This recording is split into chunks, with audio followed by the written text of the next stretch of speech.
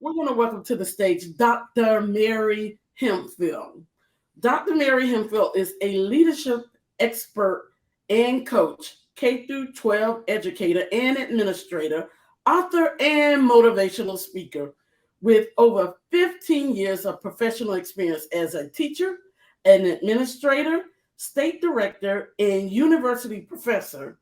Mary understands the importance of fusing education, empowerment, and leadership together as she works with learning and working communities and speaks to audiences across the country.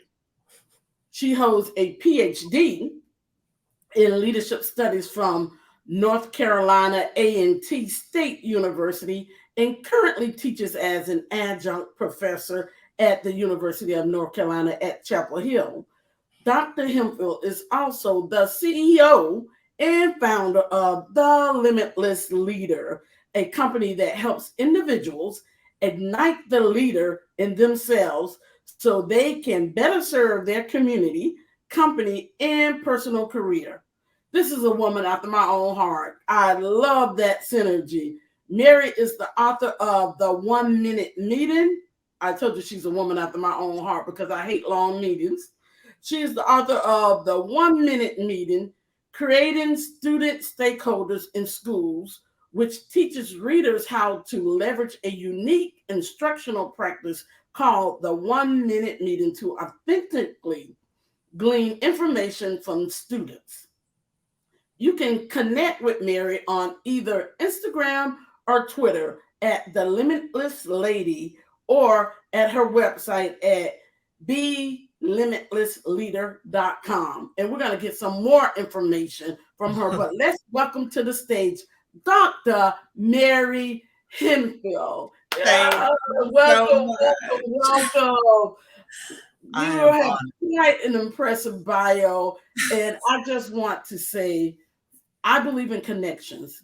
Yes. I really do. I met this lady, this doctor, this leader, this awesome, powerful woman connected at a leadership conference. Yes. We were side by side and the synergy was just there. And we said, we got to figure out how to work together. We have to figure out that. Yeah. So I know they got a Mary out there, but it's a new Mary in town. Mary, watch out because Mary coming.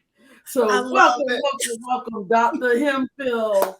Thank you so much for having me. This is an amazing event. I am so happy to be connected with you and to engage with everyone who's come to own their leadership. So happy to have this conversation.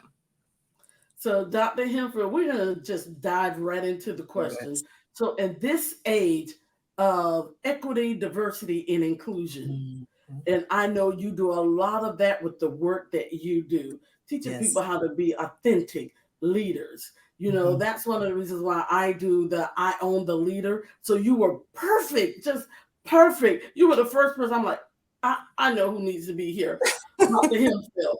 So, but with this stage, this age of everything that's going on in our society, it's a lot of stress. Yes. It's a lot of stress as leaders, as people of color, as women, you know, anybody that's in a minority group, or even if you're not in a minority group, just what's going on in our culture can be stressful. Absolutely. And especially if you're leading and you're leading teams and you're developing, and how do we as leaders do self-care? I know when I was in corporate America, that was one of my nemesis. I worked so many hours. I mean, I recall working from 8 a.m. in the morning to 12 midnight. Ridiculous. And I had to schedule a bathroom break. And they wanted more. It was ridiculous. And guess what? I know a lot of leaders, especially women leaders, that are in high positions that do that. Self-care, when you're in a leadership role, has always been a challenge. And now, with post-COVID, what you realize is that you're working harder because a lot of people are home since COVID. They work harder and they are having meetings going longer. How do you practice and create boundaries for Yes. self-care as you effectively navigate the systemic barriers that we all Right. face. Systemic barriers when it comes to racial biases, they're still there. When Yes, it they comes are. to gender biases, and when it comes to my favorite, repeated microaggressions in the Mhm. workplace. I think most people don't even really understand what that is. Some of it's Yes. so subtle, but not Right. to the people who are being impacted. Tell us about, just as a woman, just speaking as a woman of color and a Yes. leader, and you're teaching these leaders, how do we self-care, because we're still trying to prove ourselves and get up there. Yes. But how do we self-care? I feel like I'm on a recovery because Right, exactly. I didn't do a good job of it. Mhm. Understood. Well, first of all, I'm so glad you're elevating this issue because self-care, like so many other terms, have become this buzzword. It sounds good. We see people on social media doing self-care. We talk to our girlfriends, we talk to our networks, we talk to all these individuals. And so the first thing I had to stop doing as a female leader, as a woman of color, as sometimes seemingly when you talk about microaggressions, sometimes I was the youngest in the room. So when we talk about microaggressions, we got to remember that those microaggressions come in three stages. They can be micro assaults, where it is an intentional just degradation of who you are and what you've worked for. It can also be a micro invalidation. I cannot tell you how many times, specifically with my background as an educator and a principal, how many times parents have stood in front of me, in front of their children, and said, "Are you even old enough to be the leader?" So those parents completely invalidated my experience, my perspective, my credentials. And then we also have micro insults. So again, if you are a woman of color and you have never heard, "You're pretty for a black girl," all Ooh, of those microaggressions and all of the stages that they come in, they hit you very differently. And then as a woman of color, we are naturally nurturers. We take that emotional language and we feel it. And one mhm. thing that has really just shifted my whole self care routine was this simple fact that human beings in their lifetime, according to research, may experience 2.5 traumatic events in their lifetime. Wow, wow. As a 2.5, Black woman, 2.5, right? The new 2.5 research, billion? 2.5 major traumatic events Oh, in their 2.5 lifetime. major. Okay. However, the new research that came out at the end of last year said that Black women are experiencing between 10 and 15 traumatic events a quarter. 10 and 15 per quarter. Per And quarter. they wonder why they want to call us angry. I There think you that go. could be something to be angry There you about. go. There you go. There you go, right? Angry, upset, frustrated, all those things. So when you think about this onslaught of things that are hitting us in the workplace, in the community, in our homes, the first thing I had to do was I had to stop buying into somebody else's definition of self-care. I always say, don't buy the lie. Don't buy the lie. Because what social media is showing you is a highly curated, staged play that has taken time. That is 60 seconds out of somebody's life. And they are Mm. playing into that role. So when you see the women doing the spa days and going and getting your hair done and going and getting your nails done, that is very surface level. I've started telling people that Ooh. self care at the surface is only so you don't look raggedy walking around. Because guess what? Manicures and pedicures won't fix my self esteem. If you've been told you're Nope. pretty for a black girl for so long, maybe you start to think, "I'm pretty for a black girl." And there's not a manicure on this planet that's going to fix that. You Ugh. can go spend time with your girlfriends. Sometimes that does more harm than good. So that's the first thing. I had to stop playing into somebody else's definition of self care. And I had to answer this question: where and when do I feel most present? Where and when do I engage with myself to where I get the pricklies on my arm, to where I know I'm standing in my purpose, and to where I know that the people in those rooms, they feel good to me. They're pouring into me. And I know Mm. that I feel that way when I'm doing this. When I'm using my existence to help other people on their journey, that's where I feel most present. Yeah, I go get my nails done. I go get my hair done. I do all of that, but that's not my self-care. That's somebody else's Yeah. definition of self-care. The second thing was, and this was huge Oh, for I me. love this. This Where do is you huge. feel most present? Where do you feel most At that present? leadership conference that we met, people were like, why are you doing this? I feel present. I feel whole. There you go. There you go. And Self-care. exactly, exactly. It's like we have to redefine it and rewire things in our head. The second thing is that self-care cannot exist in a place where your inner dialogue doesn't match what people see on the outside. What do I mean by that? Ooh. I can't tell you. I've met beautiful people. I've met beautiful people. They step out of beautiful cars. They're beautifully dressed, and we met in some beautiful places. But as soon as they opened their mouth, their inner dialogue was so ugly that it didn't matter what they look like because they were talking about people and belittling people. They were so frustrated and angry and ornery that it was like really like caustic to be around them.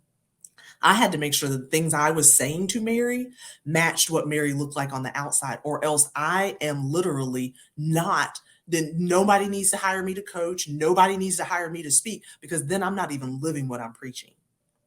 Self care means you talk to yourself in the most positive, beautiful, affirming way possible. And that meant I had to get up here and rewire and delete some statements that I had been telling myself for a long time. And COVID required us to incubate inside for years. So if we don't examine that inner dialogue and get it to match what people see on the outside, we are literally false advertising. Self care is when Wow. you get in alignment with yourself and your thoughts. When you get in alignment with all of that, that's when you can start saying, okay, now I know I'm living in my purpose. Now I know I'm doing these things that are absolutely going to be necessary for me to really be a mobile marketing campaign of really good self care. Oh, wow. So let me make sure I got them all. You said Okay. you listed three of them for Yes. self-care. It's like Uh-huh. when do you feel present? Yes. That's self-care. When you're Huge. going to those places, when do you feel present? Hmm. That's self-care. Yes. So, and self-care exists when the inner dialogue matches the outer appearance. Did I get that Exactly. right? Yeah, that's perfect. That's perfect. Did I Because get that again, right? that disconnect is huge. And could you repeat the third one again? It's Did really you and say truly. No, I the said two. alignment? It's Yeah, two. but it's Okay. I thought it two. was two. But It's so you need to be in alignment with got who to. you are. But here's the thing, Dr. Hemphill. Mhm. If you get a lot of people don't know who they are. You talked Yes. about social media. So I coaching around identity. Mhm. So they don't know who they are. What would Mhm. you recommend for Yes. people of how to explore, how to get in alignment? It's like Yes. they follow the social medias because they don't know. They Mhm. don't Mhm. know. They don't know who they are. So how can you get in alignment when you don't Mhm. know? Two things that I encourage everybody to do and that I do once a quarter. First thing I do is I realize and I tell myself, "Mary, it is your life. You can hire and fire accordingly." You We were gotta just take a talking about that. you see what I'm saying? You You were gotta just take talking a about that.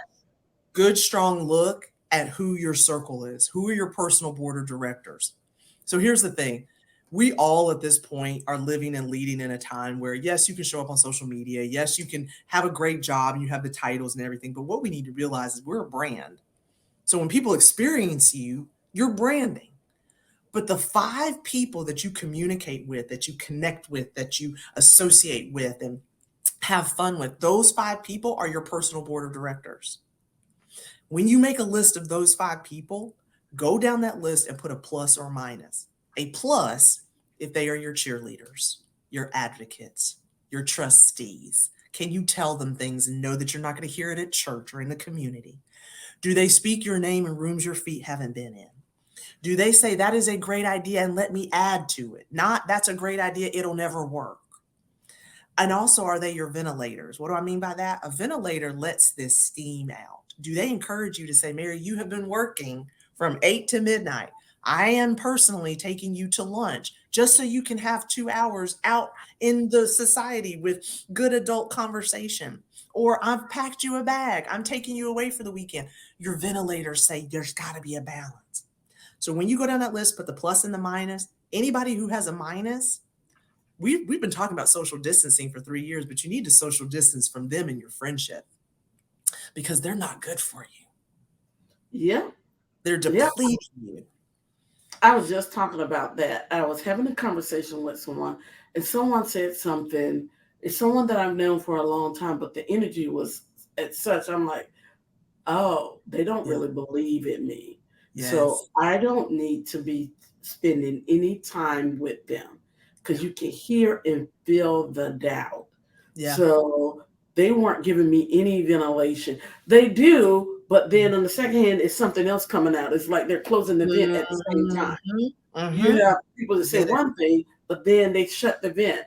So, but I was just thinking about that, and I was just like, you need to limit that interaction.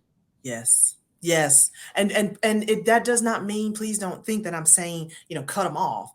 But you can say, I still love you, but I'm gonna love you from over here. Kind of like Because family sometimes. exactly, exactly.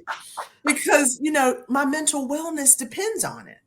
It So audit your does. circle. Audit your circle. That's the first thing. If you don't know how, you've got to start with what you're hearing. You've got to Hmm. start with what you've immersed yourself in so that you can at least get closer to the truth. Yeah. And then the third way to figure out, or the second way to figure out who you are and how you want to show up in the world, you got to do a social media audit. And I do this once a quarter. Oh, wow. You should be following double the amount of education, inspiration, and motivation that you are celebrities, your old third grade teacher, your best friend that you really haven't spoken to since college, but you follow her and her journey anyway. Why? Because most of us are logging on to social media and we actually feel 10 times worse when we log off because we're seeing these highly curated images, we're seeing these stories, we're watching all the things. We have to remember, and sometimes we forget, people are only showing you their best moments. Hmm. Nobody wakes up and says, "Oh, I hope I can post an ugly selfie," or "I hope that I can get that moment when I'm the saddest in my day." Nobody's posting that. However, with everybody having these, everybody has a comment, everybody has an opinion. So when you think about how you want to feel, what you want to post, you should be logging off social media impacted. You should know something different. You should have gained a new piece of information, a new piece of knowledge. If you're angrier and more doubtful when you log off, that's defeating the purpose of social media. Because in that, you're going to find your tribe. I'm going to connect with somebody like Mary Davis, who's also in leadership, and her ideas are going to make me better. That's going to get me closer to the place where I feel the pricklies, I feel most present. That's Oh, how I see yes. who I am by hearing other people share their journey and tips and strategies. And these are just two ways, but the people around you and the way that you connect in the world with 7.9 billion people on this earth absolutely is going to get you closer to finding out who you truly are. That is so true. And I just got the pricklies when you were speaking of that because I was just thinking about our journey and I was thinking about like what I do because I've always felt a bit of an oddball because people are like, well, don't you do anything else? Because I like reading self-improvement, leadership stuff so that I Yeah. can learn. And it has brought me to this point where now my circle is starting to be created with Mm. those types of people and that type of information. I start my morning off with motivation. It's interesting. So this week I've been doing Oprah motivational speeches. Oh, I love Um, it. and yes, and so that's how I start my morning out. Where some people they get up and they're looking on Instagram. I started off with the Yes. motivational speeches, and I start my meditation so I could just really listen Mm-hmm. to what it's saying and reflect on who I am and where I'm going as it relates to that so I can see how can I improve myself I today? love How can I be a better leader? How can I be a better person? How it. can I Mm-hmm. become more alignment with who I know I really am on the inside? So what you just said, Dr. Hemphill, served for me as Oh, validation. And it gave me the pricklies all over, even from our journey Mm, meeting at the leadership conference. That yeah, was so phenomenal. it was And amazing. now we're here today. So that's Yes. even proof about when you look at your circle and pay attention to where you spend your time. That is Mm, awesome. yes, ma'am. Self-care, that is really deep. I think most of us don't know how to self-care for Right. ourselves. We've been, like you said, we believe the lie. We've been believing all of the you go to the spa. Now I do believe in a good spa, Yeah. but we need to, but I also meditate and I spend time There you getting in go. touch with myself and I pray and I do a lot of things to be in alignment, Mm-hmm. with who I am and to become more in alignment with who God created me to be. So that was phenomenal. I hope you guys are picking up what she's dropping down because this is some stuff to make you think There you go. and reflect. And I hope you all go back and reflect on what Dr. Hemphill has dropped on us today. So we're going to move on. So Okay. now that you know how to care for yourself, Mm-hmm. let's continue this conversation with diversity, equity, and inclusion. You know, for so long, so very long, the D has been the focus, just the diversity. But, people really don't know how to be inclusive Mm, or mm-hmm. to how to do the equity. Yes. So, and to me, I look at that as like moving from unconscious bias Mm-hmm. Mm-hmm. conscious, Yes. moving from an unconscious leader to being a conscious and inclusive leader, Right. moving Right. from exclusion to inclusion. How can you effectively address gender biases and other obstacles that Mm, women and people of color and other minorities face in the workplace to leverage their talents? How yes. do we do that in this? I think a lot of the world is still unconscious, but how do Yeah. we move them to being more conscious? And to me, when you're conscious, you're addressing the E in the Y- I, in Yeah. DEI. How Exactly. do we be more intentional Mm-hmm. about inclusion and becoming more aware of when we are, as leaders, excluding, Mm-hmm. and Mm-hmm. how do we go about being intentional to include even women and Yes. people of color have this challenge, Yes. especially as leaders. And I've Yes. always been really conscious of that. Could you shed some light on that? Absolutely. So, in this era that we're living in, along with DE&I and really organizations and corporations thinking like, what can we do? I'm all about action because this is an urgent time that we're living in. And the way that leaders are showing up is going to set the stage for the next generation of leaders. So, when it comes to inclusion or anything, when it comes to diversity, equity, and inclusion, I have a motto that I live by. If you're not at the table, you're on the menu. Woo! And I share this with any team that I work with, any organization or any corporation, because if you're not at the table, then as leaders, the first question we have to ask is whose voice isn't in this conversation? To be inclusive means, for example, we used to implement all these different programs when I was a principal. New math program, new English language arts program, all these different things. We would spend so much time and money making sure teachers knew the program inside and out so that when the kids came in, they were ready to go. You know who we were leaving out? The administrative professionals who were the first face and first voice of our school. So then, if a parent called, the administrative assistant would say, I'm not really sure about this program. Let me go get somebody to help. Also, our paraprofessionals, the teacher's assistants, they weren't at the table when we implemented. However, what happens when that teacher has to leave that classroom? That paraprofessional, that teacher's aide has to pick it right up. So now Mm-hmm. when I work with corporations, I say, you have an amazing DE&I initiative. And I think this is wonderful.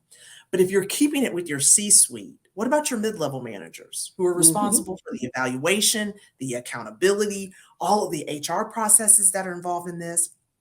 Are you bringing them up to speed and making sure that you're taking time with them to answer their questions, which are going to look very different than your COO, your CIO, all of those types of things? Because That's the big picture.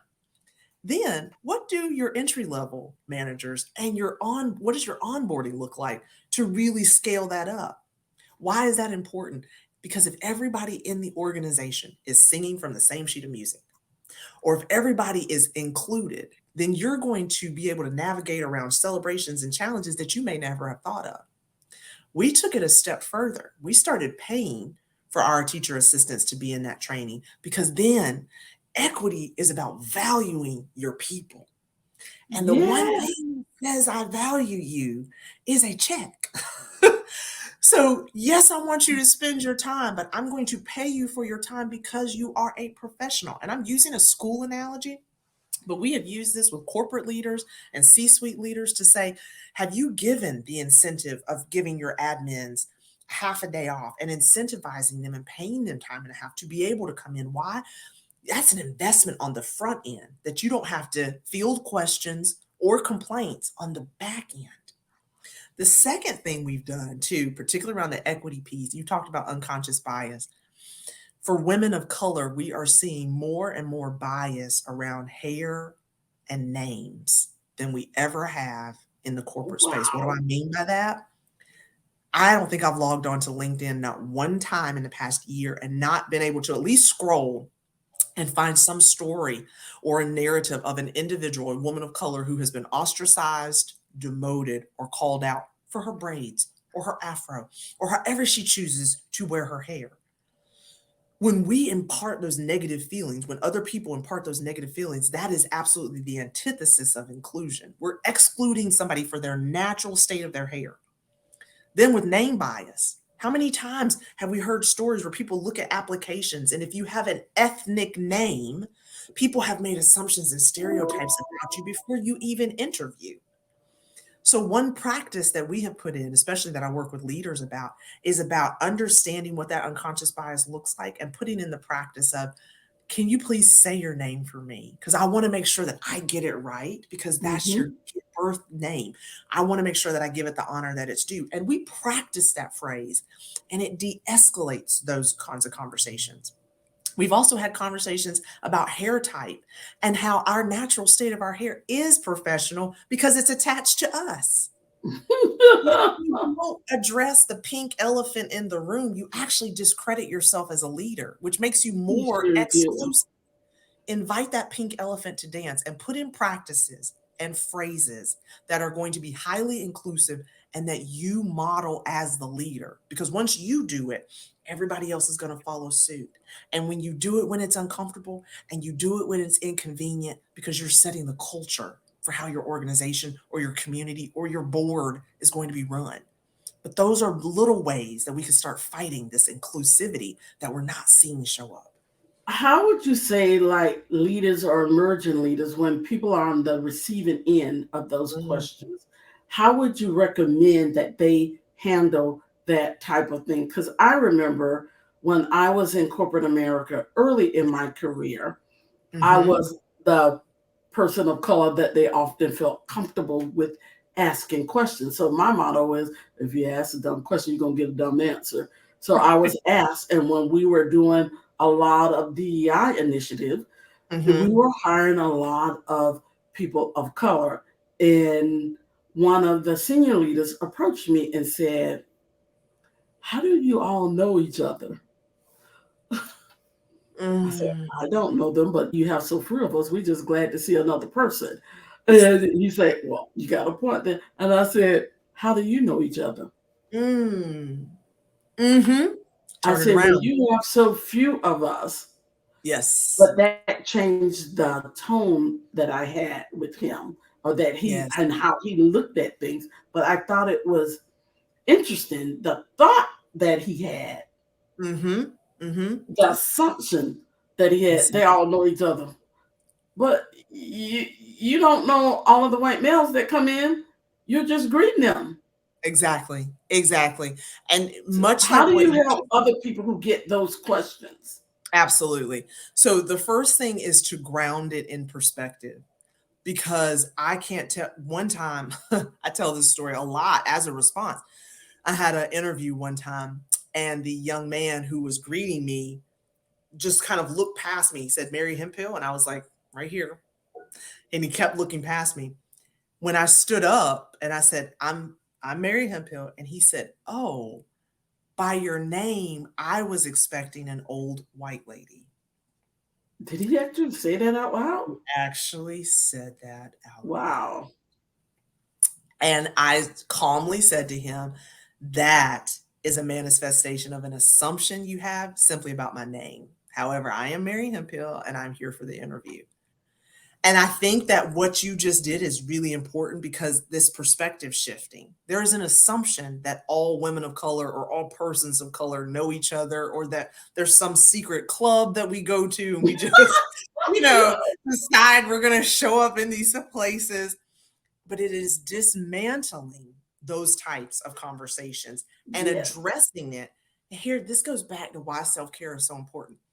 Because in your head, you're thinking, I cannot believe that I have to literally prove that I don't know this other person of color simply because we share the same shade of our melanin, right?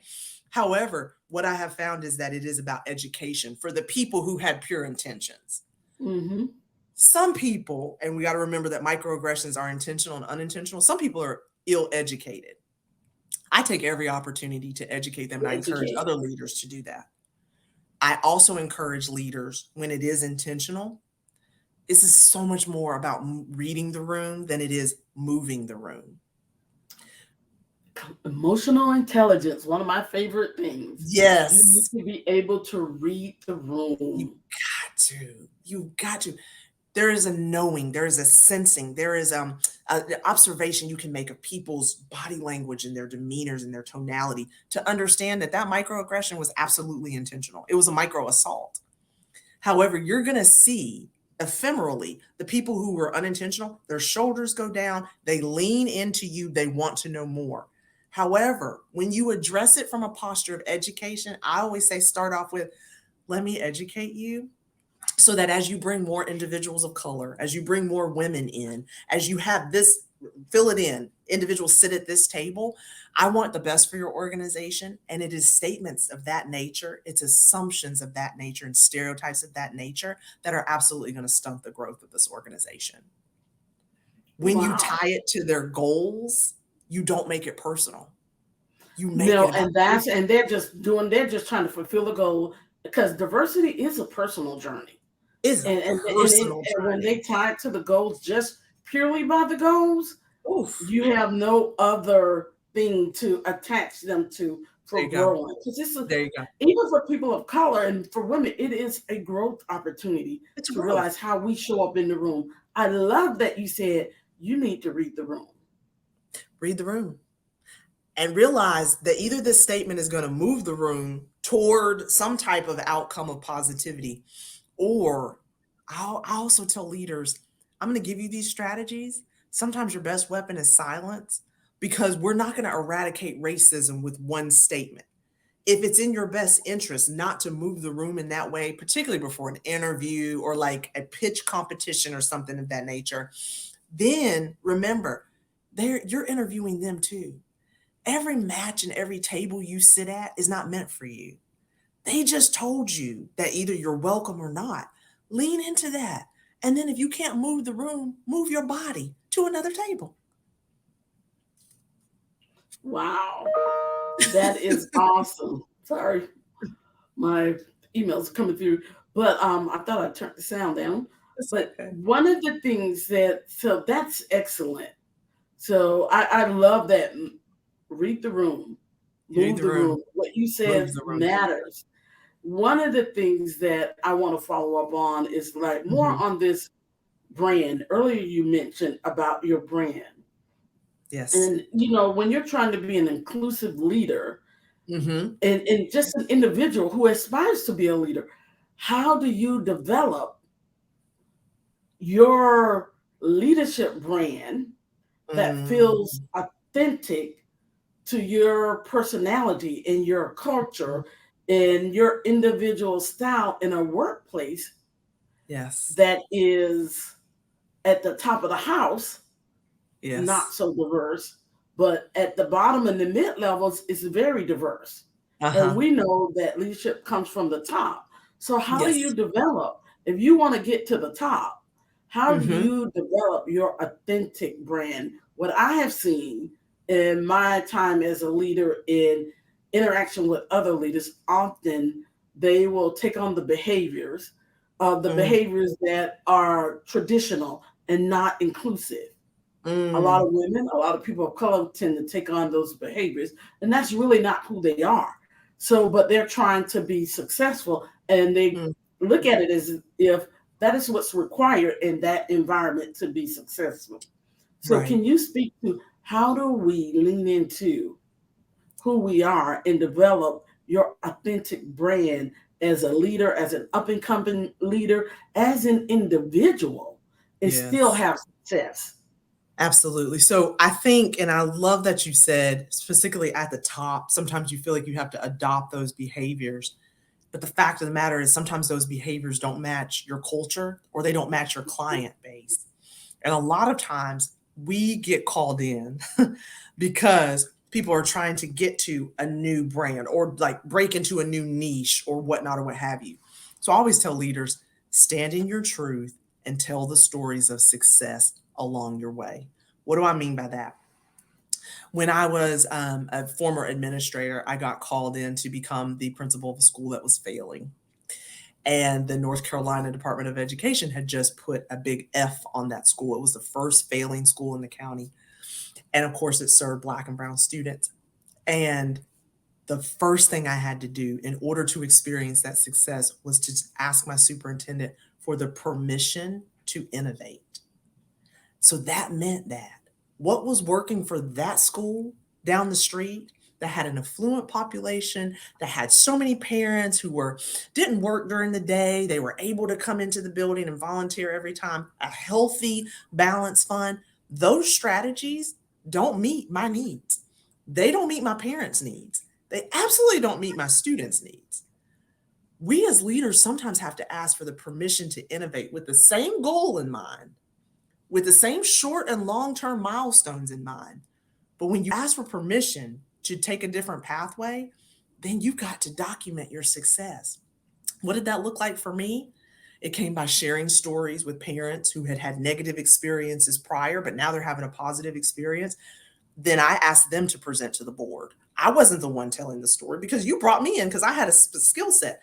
Let your people tell the story. Let your employees share the stories because there's nothing like a great client testimonial, customer testimonial, or employee testimonial. Once I got that permission to be able to innovate, then I started crafting a system around that innovation. What we know right now, and that most companies and organizations across the country, is that they're looking for DE&I strategies to show we're inclusive, we have equitable practice, we have all, and we embrace diversity. When you're able to put feet to those words and show them that I'm a woman of color and I'm thriving in this organization, that doesn't mean I have to look, sound, and think and walk and talk like you. That means I'm still going to do it, but I'm showing you another pathway to be able to get there and meet your goals. So when I sit at the table, I talk about those things. I make sure my voice is heard in the conversation. I can't tell you how many people have tried to talk over me or I'll elevate Oh, something. that So I do happens a lot, right? a So this is why lot, I do a thing a called lot. piggybacking.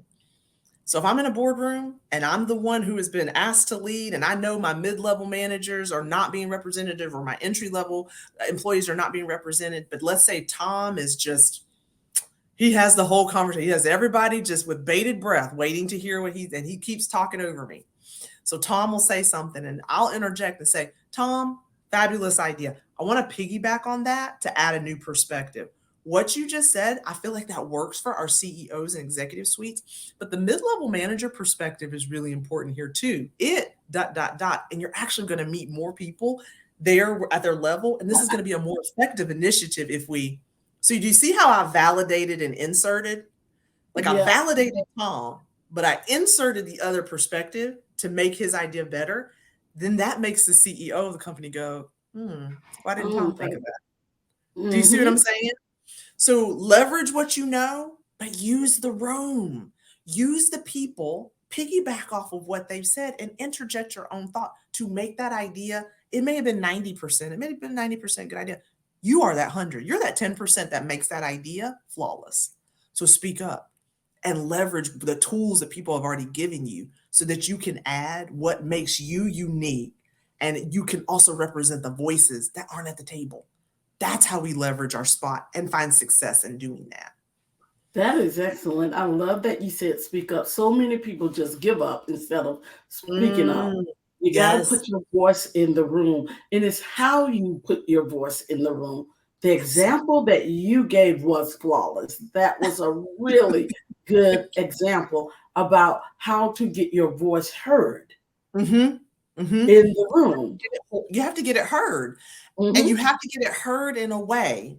Notice I did not say that I was angry. I didn't say it in a way that looked like I was defending myself. I was simply adding to the conversation.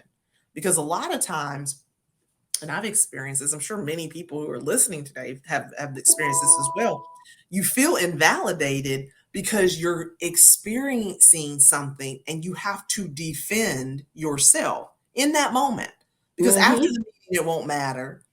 Normally, you end up forgetting. So it is about a posture of openness to where you can speak on the things that you know are right. You've experienced it, you've heard it.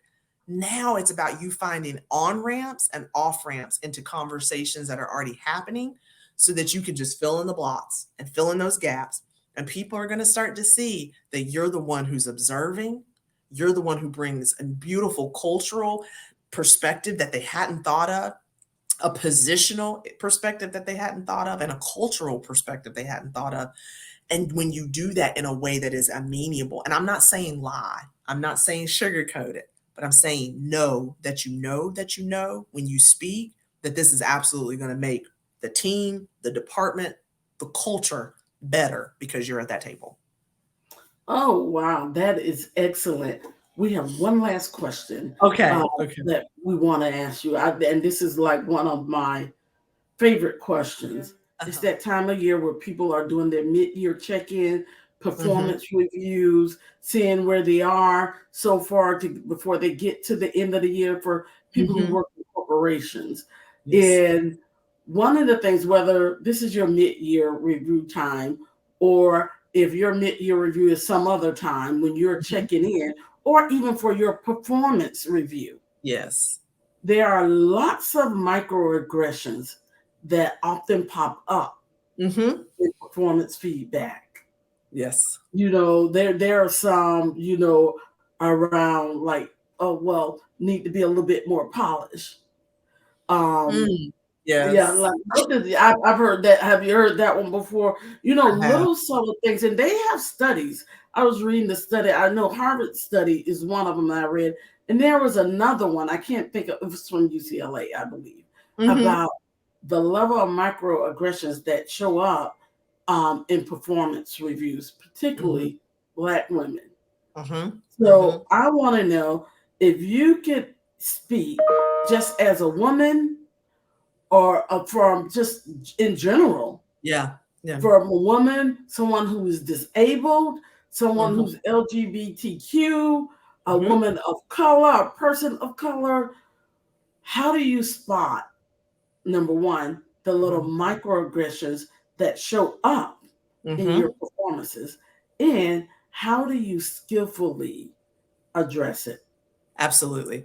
So I love this question, by the way. But the first thing I do when I start hearing people giving any type of feedback is always connect it back. And we forget this so many times as leaders.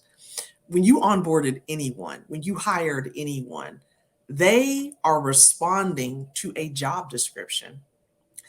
They are not responding to you posting something on Indeed or Glassdoor saying, I'm looking for a polished individual. It can be a woman of color, but make sure you have straight hair. Make sure you speak appropriately. Make sure that you da da da da da. Go back to the job description. Every piece of feedback, and you could have a copy there with you in paper or digitally. Every piece of feedback needs to be directly tied to the description of the role you are fulfilling. So, what do I mean by that? Lots of times it says, I'll meet the quarterly goals. Well, you telling me I'm polished, is that getting in the way of me meeting this goal? I also leverage teams and I develop workplace culture and I make sure that all of our projects meet the deadline. Well, you telling me that I sound angry and doubtful in the board meeting last week where I disagreed with your idea doesn't have anything to do with that. We have to remember that there are still some HR umbrellas that protect us. So when you get feedback of that nature and you can innately tie it to the job description or the organizational goals. So, for instance, maybe the company says, we want to increase our client base by 25% before 2023. Them absolutely telling you about your hair or the way that you speak or that you did this or that is not a direct reflection or a barrier for us meeting this goal. Use their words and what you probably signed and dated when you were onboarded to combat that type of feedback, because that is where it gets personal. Your unconscious bias is responding to me. You are not talking about the job that I'm doing. And the job that we both agreed on is outlined right here in this job description or in some HR portal somewhere. Then that redirects that individual to say, this feedback, now they may not say it out loud, but it shows them that their feedback is biased and that that's their assumptions, their stereotypes, and their ism, whatever it is, genderism, colorism, racism, whatever it is, that's that coming through.